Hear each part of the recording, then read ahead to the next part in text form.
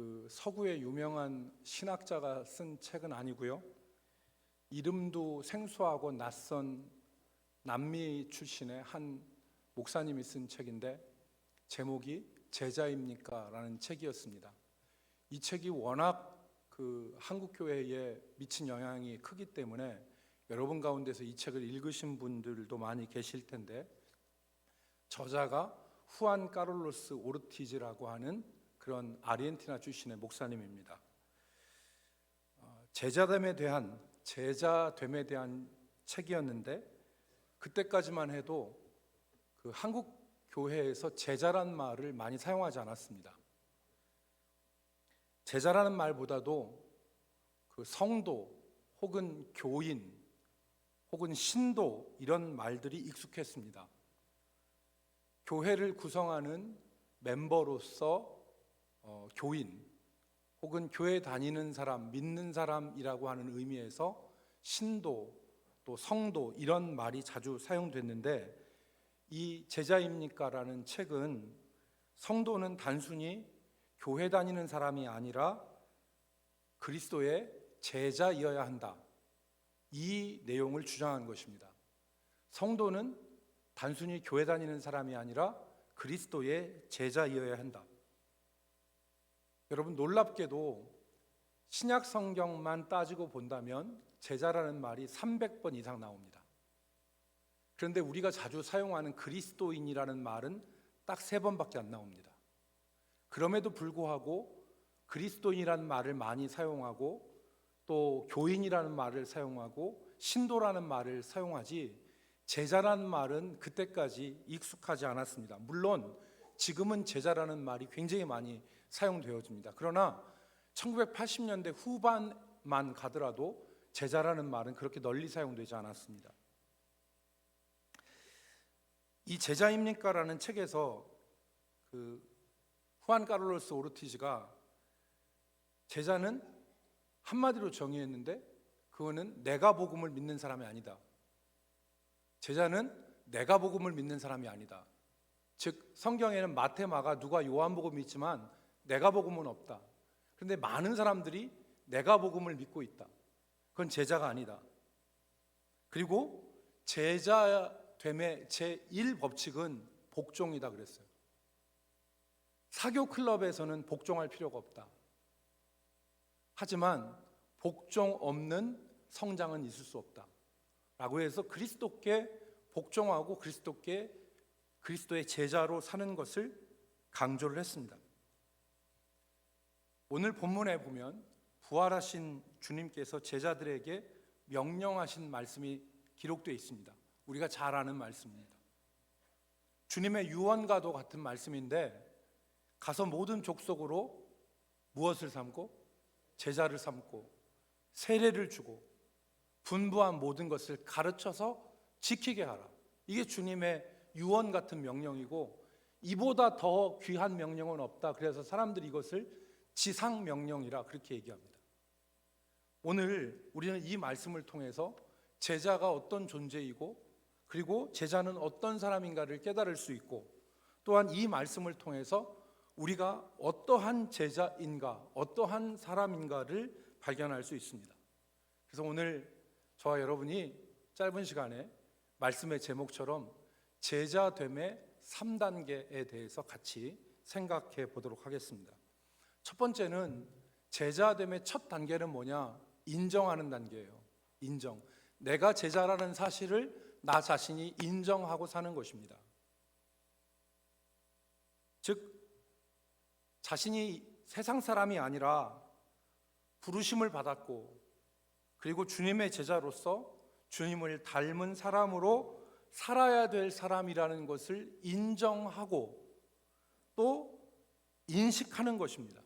그것이 제자입니다. 제자와 제자가 아닌 사람의 분수령은 뭐냐면 자기를 제자로 생각하는 거예요. 나는 부르심을 받았다. 나는 주님의 가르침대로 사는 사람이고 주님의 가르침을 따라야 될 사람이라고 자기를 인식하는 사람은 제자입니다. 그런데 그런 인식이 없는 사람은 제자라고 말하기가 어렵죠. 여러분, 세례가 왜 중요합니까? 오늘 여기 그 세례 받으시는 분, 여기 6명의 입교하는 분들이 있습니다. 이게 왜 중요하냐면 세례는 공식적인 인정이에요. 내가 더 이상 세상 사람이 아니라 하나님의 사람이다. 나는 하나님의 사람으로 살겠다라고 하는 인정이 바로 무엇입니까? 세례입니다. 그리고 입교입니다. 여러분, 사랑하는 연인이 있어요. 그런데 이 남녀가 서로 사랑합니다. 그런데 이 두 남녀가 결혼을 해요. 그 결혼이 무게감이 있고 그 결혼이 중요한 것은 왜 그러냐면 공적인 선언이에요. 공적인 인정이잖아요. 결혼하지 않아도 남녀가 사랑하고 얼마든지 좋게 지낼 수 있습니다. 그런데 결혼이라는 것이 왜 무게감이 있고 중요한 것으로 생각되어집니까? 결혼이라는 것은 내가 이 사람을 아내로, 남편으로 맞이하고 일평생 이 사람에게 신의와 정조를 지킬 것을 약속하는 거예요. 그래서 결혼이 중요한 것입니다. 오늘 세례가 중요한 것은, 오늘 입교가 중요한 것은 바로 그런 의미입니다. 내가 더 이상 세상 사람으로 살지 않고 하나님의 부르심을 받은 하나님의 자녀로서 이제부터 살겠습니다 라고 인정하는 것입니다. 그것이 오늘 제자됨의 첫 걸음인 것이죠. 여러분, 이 인식이 중요합니다. 내가 내 자신을 어떻게 인식하고 사느냐가 중요합니다. 여러분, 사사기에 보면 하나님께서 기드온의 자기 인식을 바꾸신 부분이 나오지 않습니까? 사사기 6장에 보면 기드온이 나오는데, 이 기드온이 하나님께서 그를 부르실 때에 뭘 하고 있었냐면 포도주 틀에서 밀을 타작하고 있었어요. 포도주 틀은 지하 벙커와 같은 것인데 여기에서 밀 타작하는 거는 말이 안 되는 거예요. 밀은 들판에서 타작해야 돼요. 그런데 왜 기드온이 포도주 틀에서 지하 벙커에서 밀을 타작했습니까? 미디안 사람들이 빼앗아 갈까 봐 안 뺏기려고 숨어서 밀을 타작하고 있었어요. 이처럼 기드온이 어떻게 보면 비겁하게, 어떻게 보면 비참하게 그렇게 살고 있었는데 하나님께서, 여호와께서 기드온에게 나타나셔서 하시는 말씀이 큰 용사여라고 얘기를 하셨어요. 큰 용사여. 기드온이 생각할 때 말이 안 되는 얘기였어요. 나는 이렇게 지금 비겁하고 비참하게 살고 있는데 내가 무슨 큰 용사야. 그러면서 기드온이 하나님 앞에 따집니다. 만약에 하나님이 우리와 함께 하시면 지금 우리가 겪고 있는 이 비참한 일이 왜 우리의 현실 가운데 일어나고 옛날에 우리 조상들이 경험했던 하나님의 역사는 왜 지금 우리 가운데 일어나지 않습니까? 기드온은 큰 용사라고 하는 하나님의 말씀을 받아들이지 못했어요. 그런데 하나님이 기드온에게 용기를 주시지 않습니까? 내가 너와 함께 하겠다. 그리고 하나님이 함께 하시는 증거를 기드온에게 보여주셨어요. 그랬더니 기드온이 변화되지 않습니까? 자기 자신에 대한 인식이 변화돼요. 진짜로 하나님의 큰 용사가 됩니다. 그래서 기드온이 최종적으로 한 일이 무엇입니까?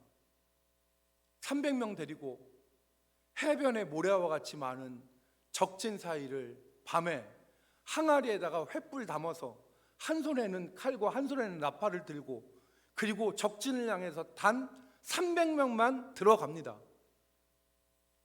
이 기드온의 행동을 요새 말로 뭐라고 하는지 아십니까? 미친 짓입니다. 기드온이 지금 자기 생명을 걸고 가는 거 아니에요. 무기는 달랑 칼 하나입니다. 그리고 적진을 향해서 들어가는 거예요. 어떻게 가능했습니까? 기드온이 하나님을 절대적으로 믿고 기드온이 용사로 자기 자신을 생각했기 때문에 가능한 거예요. 하나님이 기드온의 자기 인식을 바꾸신 것입니다.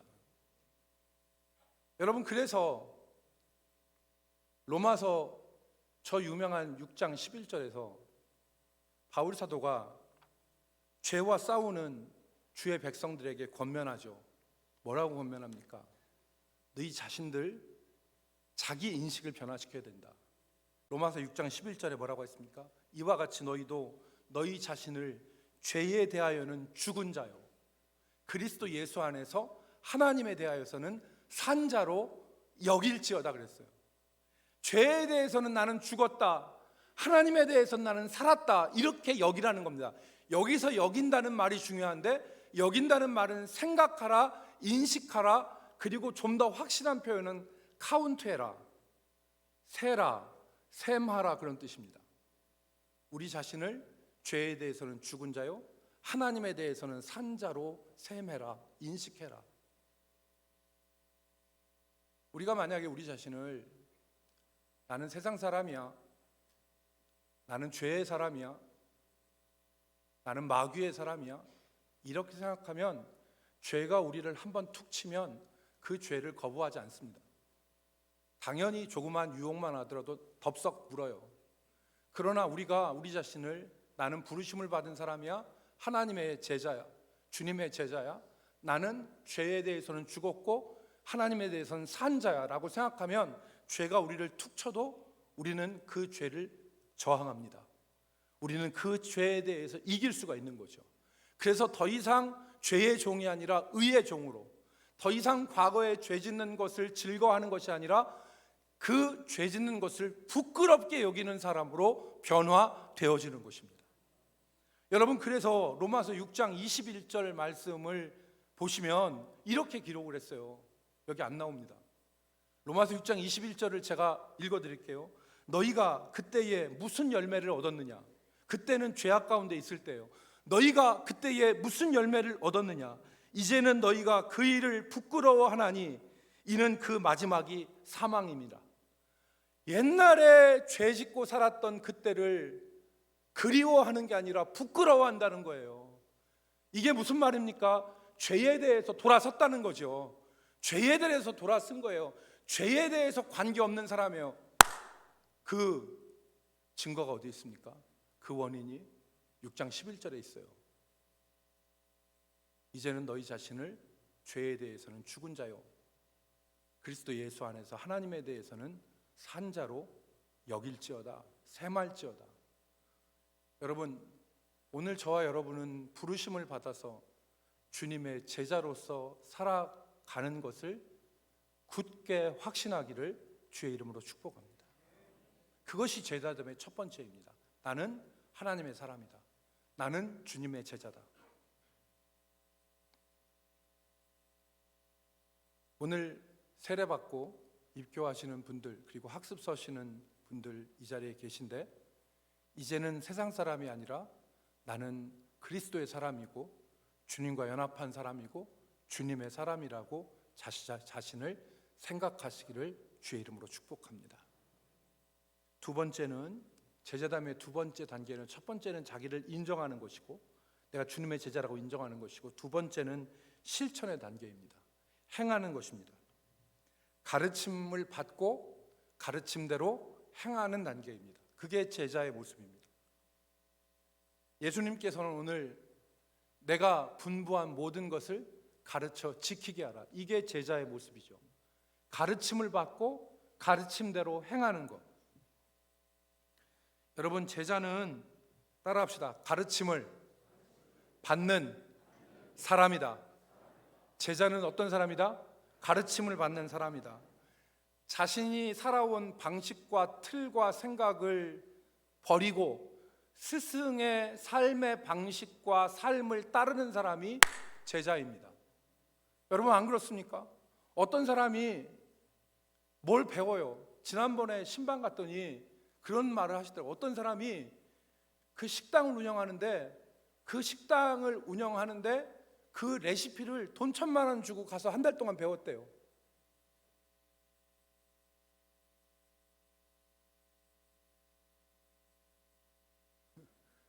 할만하죠.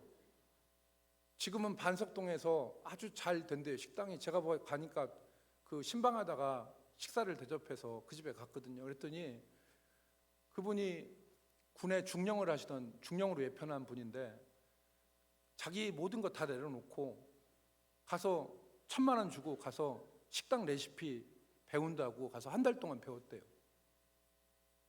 제자는 자기의 삶의 방식과 틀을 버리고 가르침을 받는 사람입니다. 그게 제자입니다. 그런데 제자들 중에서 제자로 배운다고 하면서 선생님의 가르침을 받지 않고 자기 방식대로 계속 유지하는 사람이 있습니다. 그 사람은 실력이 늘지 않아요. 그 사람은 진보가 나타나지 않습니다. 그 사람은 변화가 없습니다.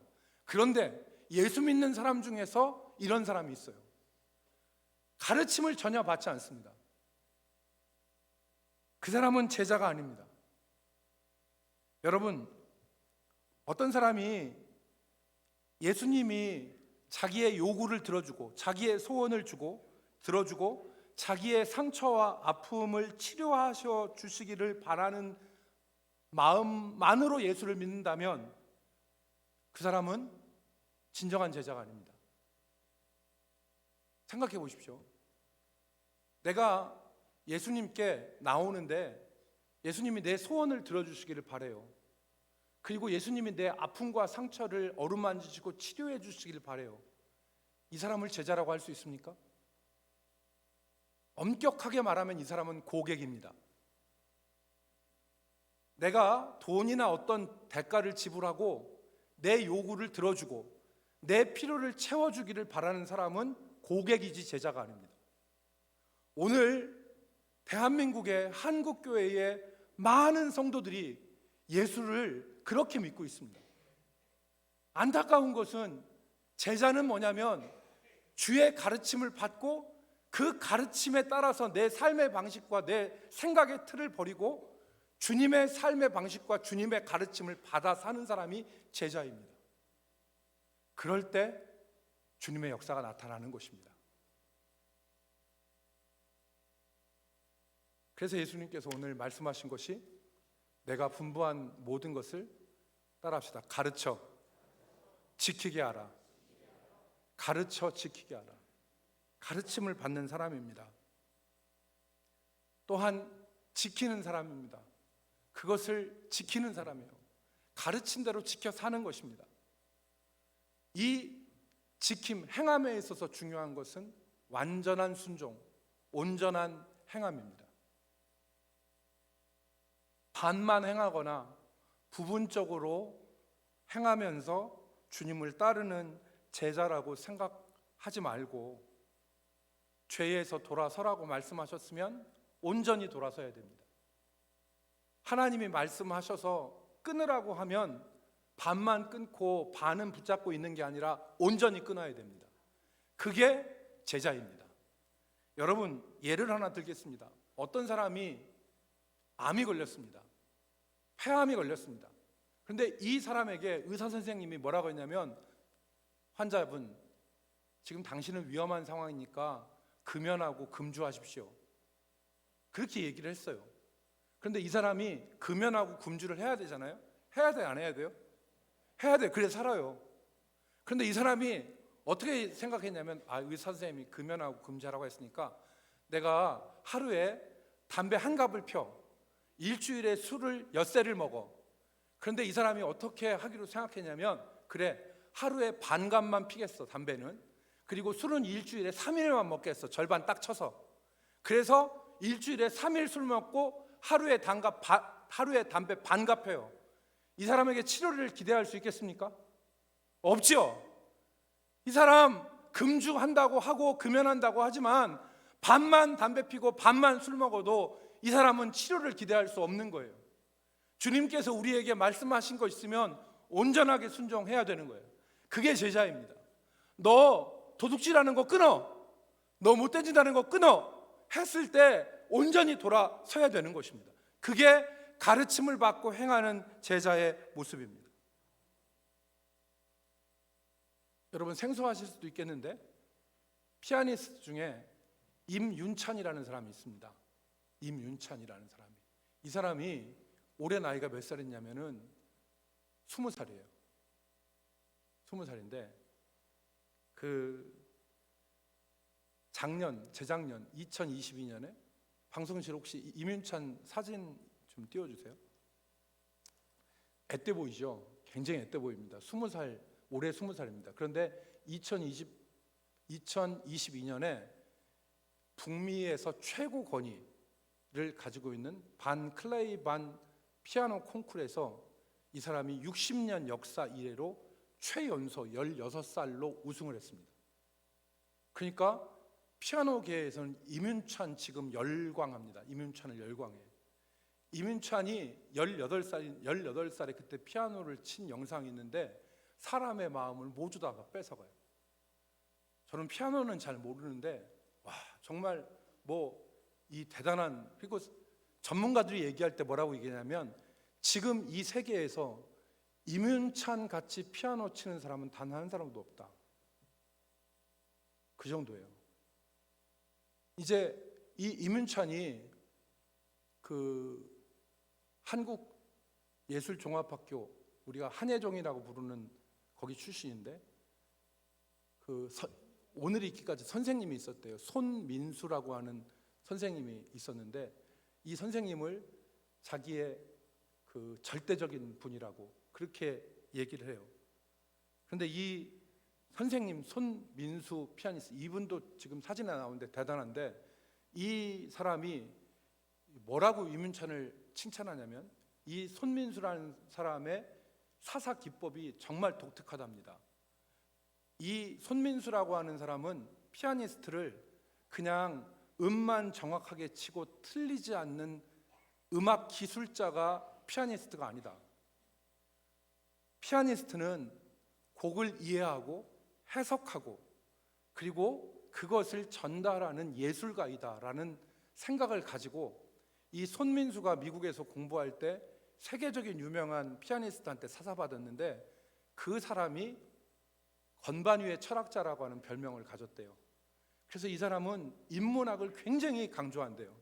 그래서 임윤찬이 반 클레이 반 콩쿠르에서 피아노를 쳤는데 자기가 피아노 한 곡을 치기 위해서 피아니스트가 단테의 신곡을 다 읽어버렸답니다.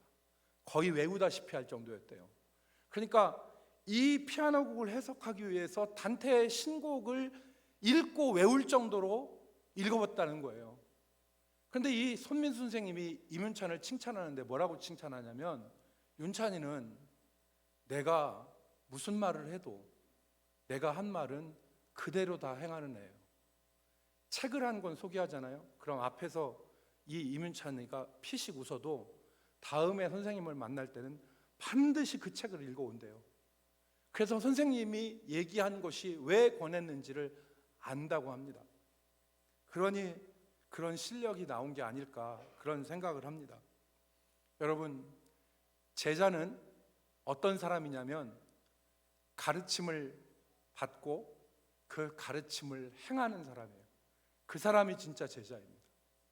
여러분, 저와 오늘 여러분들이 신앙생활을 하는데 우리 조상들의 전통에 따라서 기복신앙이 있을 수 있어요. 예수를, 내 요구를 들어주고 내 아픔과 내 상처를 치료해주는 좋은 주님으로 생각할 수 있습니다. 그 믿음도 훌륭한 믿음입니다. 그러나 우리가 거기서 한 걸음 더 나가서 참된 제자는 어떤 제자이냐? 주님께 가르침을 받고, 다시 말해서 내 생각과 내 삶의 틀을 내려놓고 가르침대로 사는 사람이 진짜 제자입니다. 오늘 저는 우리 대전 남북교회 모든 성도들이 주의 가르침과 주의 가르침대로 사는 신실한 제자로 살아갈 수 있기를 주의 이름으로 축복합니다. 여러분 가운데 혹시 그런 분이 계실 수 있어요. 저는 의지가 약해서 또 믿음이 약해서 주님이 말씀하신 대로 못 삽니다. 임윤찬 같이 천재적인 사람이야 생각하면 의지대로 하지만 저는 그렇게 살지 못해요 라고 하는 분이 계실 수 있는데, 여러분 오늘 본문에 보면 그 걱정을 우리에게 다 버리게 합니다. 왜냐하면 오늘 본문이 그렇게 말씀해요. 17절 말씀에 보면 제자들의 연약함이 나와요.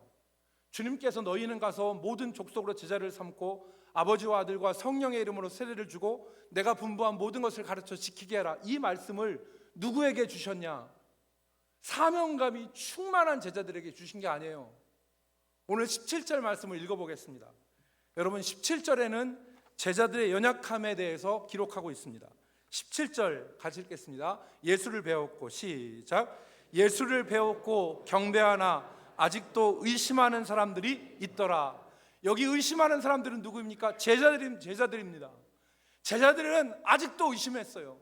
예수님이 막달라 마리아에게 나타나시고 우리가 본 것처럼 베드로에게 나타나시고 엠마오 마을로 가는 두 제자에게 나타나시고 문을 걸어 잠그고 있을 때 그 저녁에 나타나시고 여드레 후에 다시 나타나셨음에도 불구하고 아직도 의심하는 사람들이 있더라.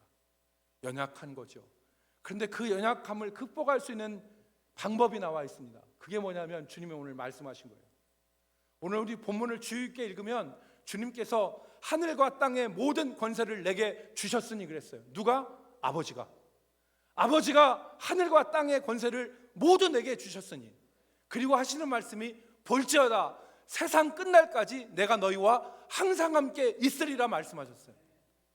왜 하셨습니까? 이 말씀을 너희들은 연약하다, 결심해도 안 되는 거 안다. 하지만 하늘과 땅에 있는 모든 권세를 아버지가 내게 주셨고 내가 세상 끝날까지 너희와 항상 함께 있을 것이다. 이렇게 말씀하시는 겁니다. 여러분, 우리가 연약함에도 불구하고 주님만 따라가면 됩니다. 우리가 연약함에도 불구하고 주님 따라가는 제자로 살면 주께서 우리로 능히 죄의 종이 아니라 의의 종으로, 과거의 부끄러운 짓들을 그리워하는 것이 아니라 그것을 진정으로 부끄러워하는 주의 제자로 살아갈 수 있게 하시는 것입니다. 마지막 세 번째로는 전파의 단계입니다. 오늘 본문에서 너희는 가서 그랬어요. 가서. 처음 나오지만 제자됨의 마지막 단계는 주님을 닮아서 주님의 제자로서 가서 다른 사람을 제자로 세우는 전파의 단계예요. 오늘 그것이 제자의 마지막 3단계인 것입니다. 바울 사도가 디모데후서 2장 2절 말씀에 이렇게 말씀했습니다. 또 내가 많은 증인 앞에서 내게 들은 바를 충성된 사람들에게 부탁하라. 그들이 또 다른 사람들을 가르칠 수 있으리라. 이것이 전파의 원리죠. 오늘 우리가 주님을 닮아서 주님의 가르침을 받고 주님을 닮은 모습으로 사람들에게 가서 전파하면 그들이 또 다른 사람들을 세울 수 있는 원리, 이것이 제자됨의 마지막 3단계인 것입니다. 사랑하는 성도 여러분, 주님을 닮은 자가 주님의 제자입니다. 주님을 닮은 자가 주님의 제자입니다. 제자라고 했는데 선생님을 하나도 안 닮았어. 그건 제자가 아닙니다.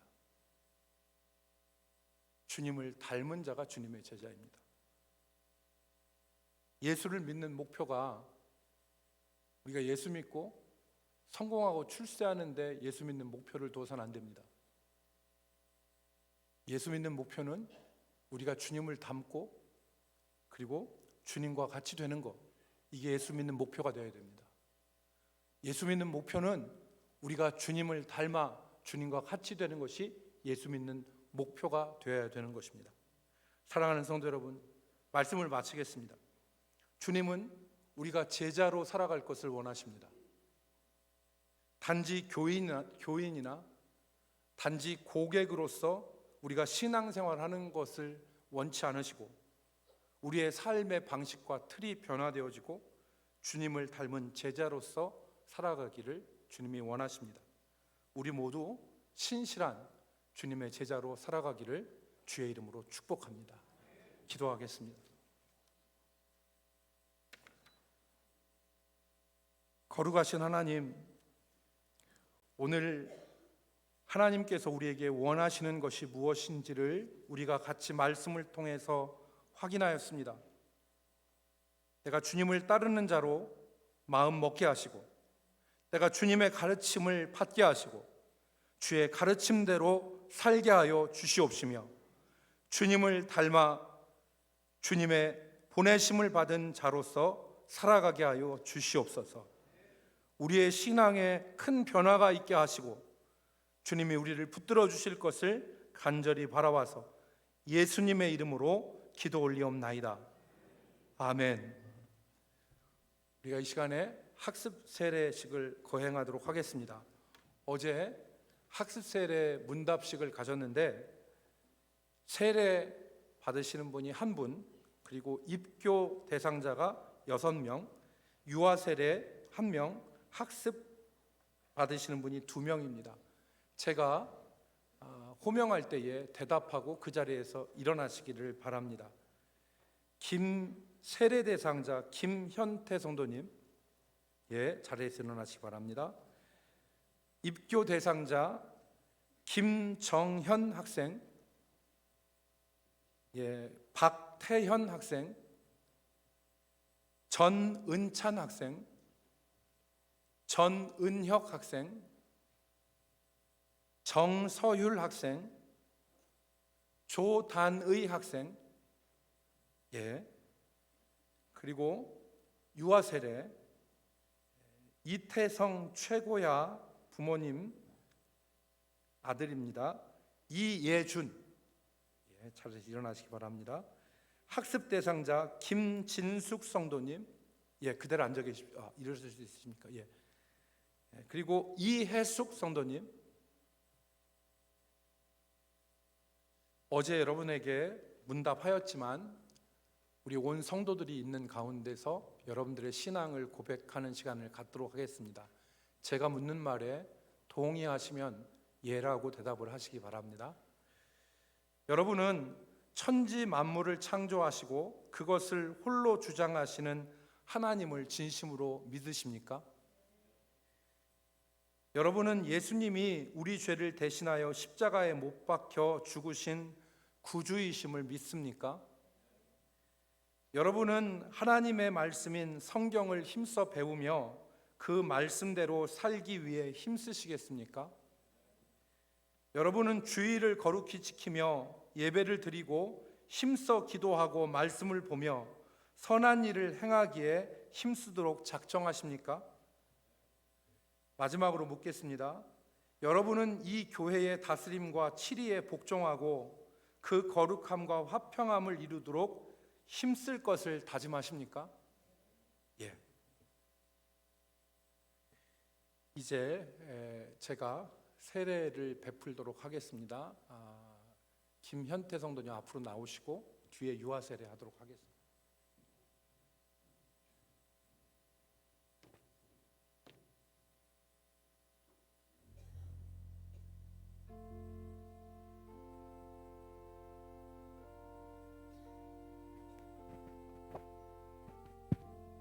여러분, 세례는 일평생 한 번 받습니다. 재세례가 있을 수 없고 믿음으로 예수 그리스도를 나의 주로 하나님을 내 아버지로 고백하는 사람에게 물로 세례를 베풀고, 그리고 이 세례의 의미는 첫 번째는 죄사함과 두 번째는 그리스도와의 연합의 의미를 가지고 있습니다. 물로 세례를 받을 때 이전의 모든 삶을 회개함으로 하나님께서 그 죄를 사하여 주시고, 이제는 그리스도와 연합하여 사는 것을 공적으로 고백하고 인정하는 것이 바로 이 세례입니다. 오늘 김현태 성도님은 1955년생입니다. 인생의 막바지에서 예수 그리스도를 영접하고 세례를 받습니다. 오늘 우리 김현태 성도님이 세례를 받을 때 성령께서 저의 마음에 함께 하시고 일평생 주를 떠나지 아니하며 믿음으로 살 것을 여러분들이 기도해 주시기를 바랍니다.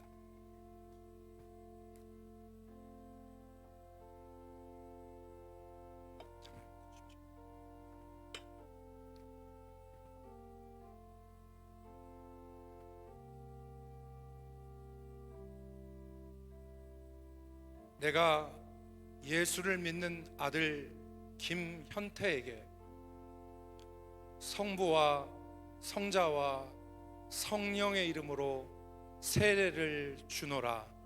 아멘.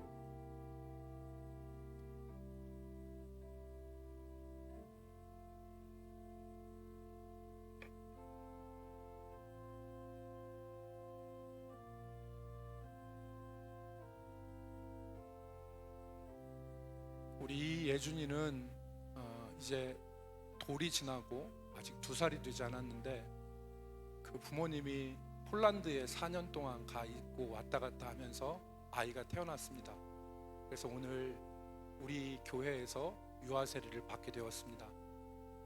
이 예준이가 거룩한 하나님의 자녀로 신실하게 자랄 수 있도록 이 시간 세례를 베풀 때에 주의 성령께서 거룩한 은혜로 함께 하시고 붙들어 주시고 일평생 새벽 이슬과 같이 존귀한 자로 거룩한 자로 살 수 있도록 여러분 기도해 주시면 좋겠습니다. 예수를 믿는 이의 아들 이예준에게 내가 성부와 성자와 성령의 이름으로 세례를 주노라. 아멘.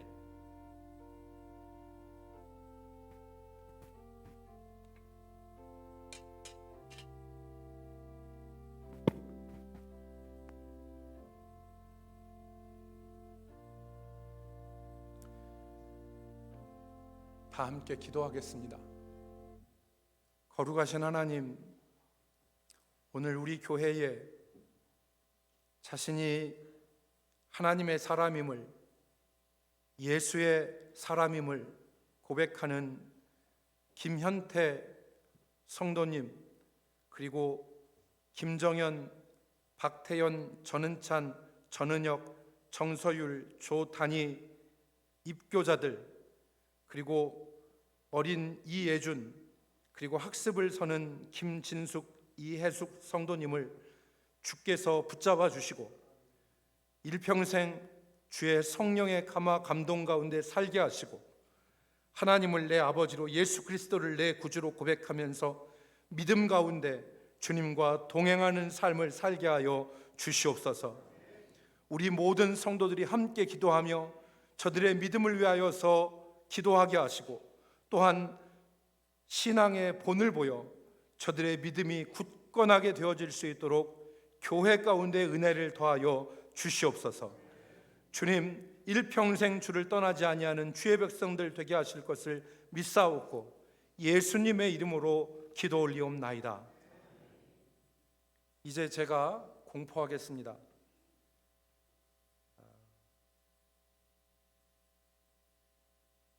이제 김현태 성도님은 대한예수교 장로회 대전 남북교회 세례교인이 된 것과 김정현, 박태연, 전은찬, 전은혁, 정서율, 조단희 씨가 대한예수교 장로회 대전 남북교회 입교인이 된 것과 그리고 이예준 어린이가 유아세례교인이 된 것과 그리고 김진숙, 이혜숙 성도님이 학습교인이 된 것을 성부와 성자와 성령의 이름으로 공포하노라. 아멘. 우리 여러분 하나님께 영광의 박수 돌리고 이분들에게 격려하는 의미에서 박수하도록 하겠습니다. 자리에 앉으시기 바랍니다. 우리가 제가 예배가 끝나면 우리